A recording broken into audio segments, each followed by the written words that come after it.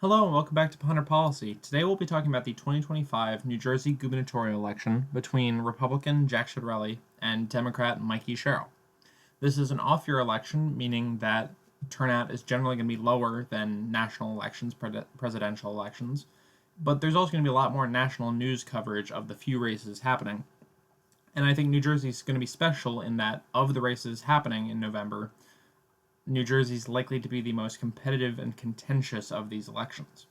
Jack Ciattarelli was a two-time business owner, former state assemblyman, and the Republican nominee for governor 4 years ago in 2021 when he narrowly lost to incumbent Governor Phil Murphy in a state that voted for Joe Biden the year prior by 16 percentage points. Mikey Sherrill, former Navy helicopter pilot, became a prosecutor and has now served in the U.S. House of Representatives from a House seat in northern Jersey for the past 6 years. She's emerged from a contentious Democratic primary to challenge Jack Ciattarelli. New Jersey is likely to be a very competitive state in that it had a massive shift to the right over the past few years.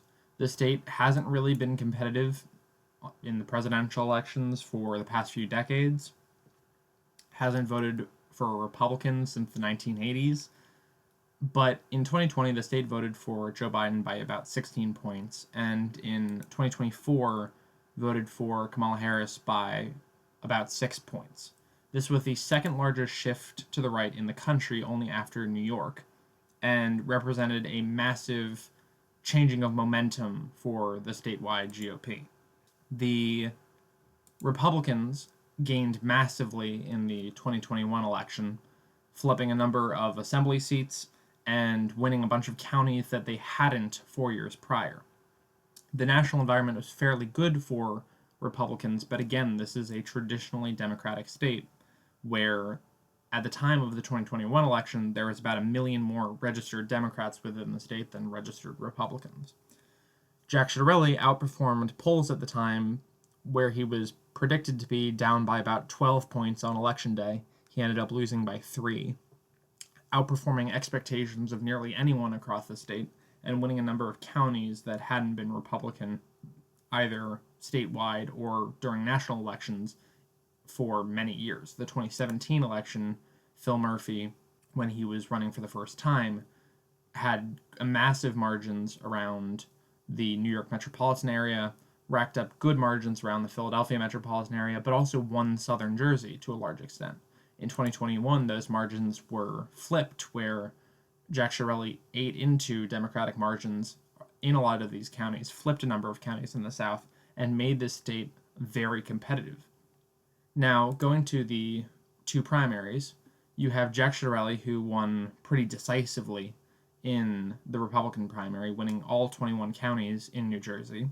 His main challenger, Bill Spadea, a very popular morning radio show host statewide, his best county, Bill Spadea, was Mercer, where he only won about 40% of the vote, but he only ended up winning about 22% statewide. Ciattarelli was projected to win in various polls by less than 60%. He ended up winning by 67.8%. He's established sort of a history, at least statewide, of outperforming polls. Mikey Sherrill had a much more contentious primary with a number of candidates and a number of names that were known statewide.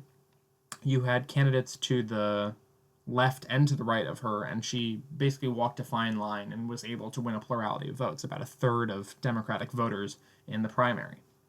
Ras Baraka, the mayor of Newark, who is largely seen as the progressive candidate out of this group, won about 20% of Democratic primary voters and ended up endorsing Mikey Sherrill after his defeat, while Steve Fulop, Josh Gottheimer, and Steve Sweeney were broadly seen as more moderate, more fiscally conservative Democrats within this election, together ran up a pretty considerable margin within the primary.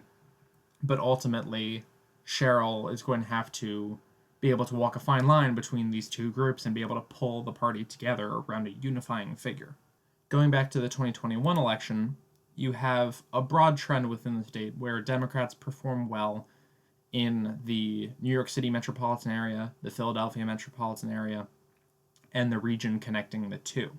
New Jersey is the most densely populated state in the Union, with a lot of urban and suburban voters, but you broadly see a trend where Republicans do well in the less densely populated north of the state and the less densely populated south of the state. Atlantic City used to be a Democratic stronghold in the South, and Republicans, especially with Ciattarelli's election, greatly eroded that margin and were able to win and flip Atlantic County.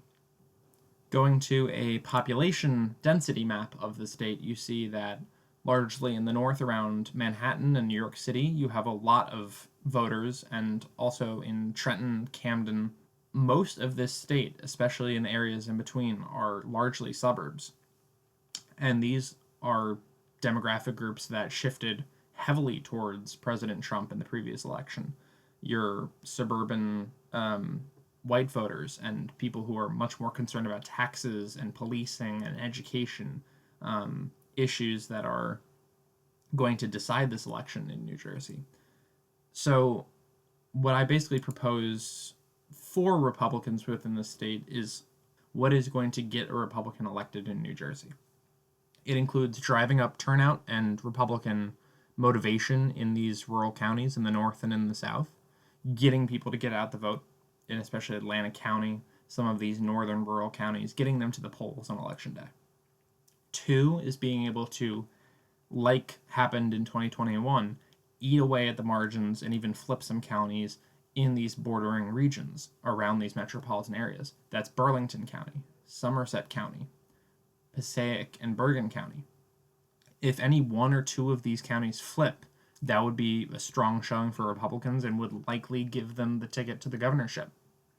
And the third is going into these densely populated inner cities, Newark and Jersey City, Trenton, Camden, and deliver the message to especially inner city minorities, which was a demographic that President Trump greatly improved on in the previous election, and deliver the message that the Democratic policies that have been running this state for decades have not worked for these communities.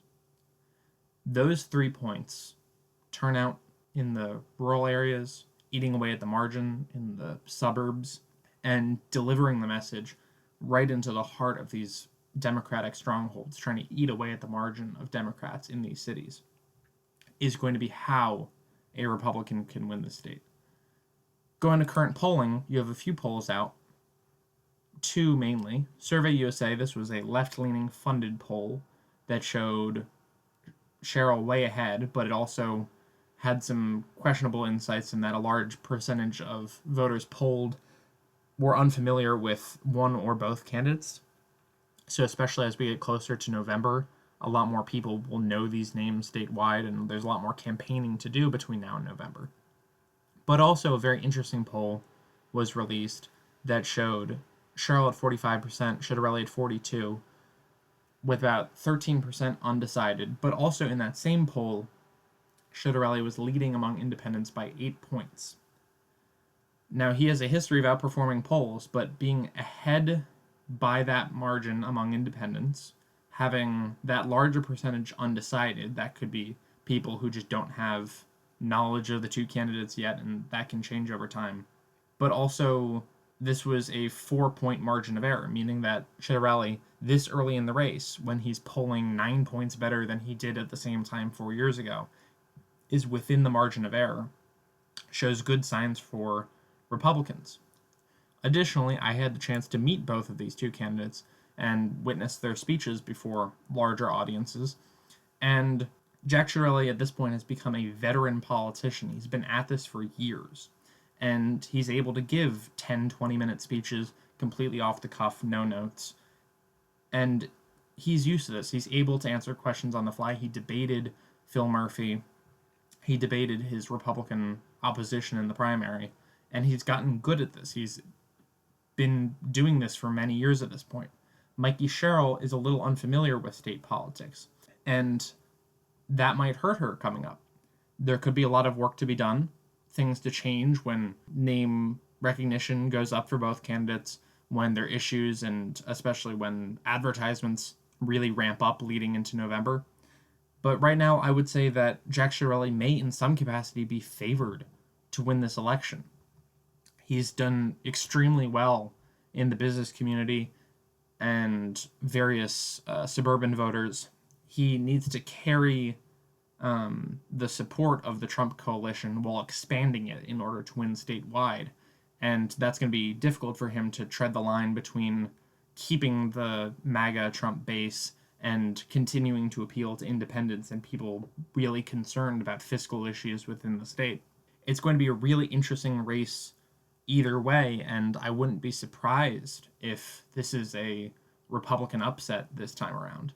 It was not expected to be, and it nearly was in 2021, and I almost could predict that at least one of these counties shown on the 2021 map might flip for Republicans this year, this November. So it'll be really interesting to keep eyes on leading up to this election, and thank you all for watching.